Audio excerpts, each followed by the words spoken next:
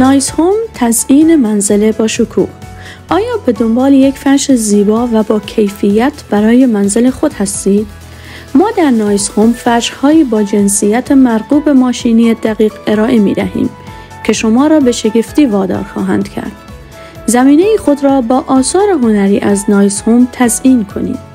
فرش‌هایی که با رنگ‌ها و نقش‌های زیبا بافته می‌شوند، نه تنها یک پوشش زمینی هستند، بلکه آثاری از هنر معاصر و سنتی می‌باشند. طراحی‌های منحصر به فرد، بازماندنی آسان در تمیزی، مجموعه‌ای از رنگ‌ها و اندازه‌ها، مناسب برای اتاق‌های مدرن یا کلاسیک. انتخابی گسترده از طراحی‌ها، ماشینی با دقت و کیفیت بالا، مخصوص فضاهای مدرن و کلاسیک، تجربه‌ای از زیبایی. ما با تضمین کیفیت و قیمت مناسب آماده به خدمت به شما هستیم. با نایس هوم تماس بگیرید و فرشی از زیبایی بی‌نظیر به منزل خود اضافه کنید.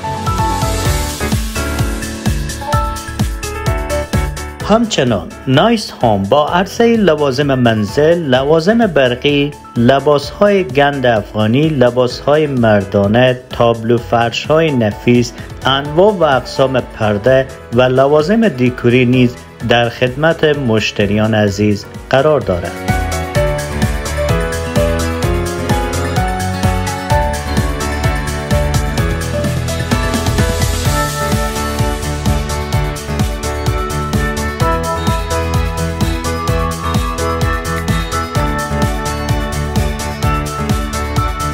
نایس هوم به عنوان نماینده‌ای از هنر و زیبایی در خانه‌های شما حضور دارد.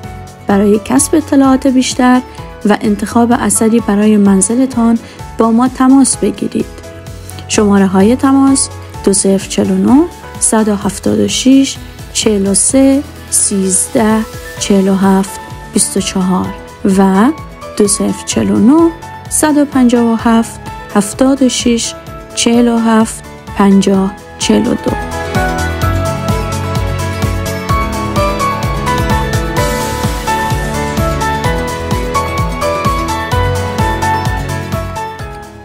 نایس هوم میزبان شما عزیزان در آدرس ذیل می باشد. Zeppelinstraße 54 6347 Maintal.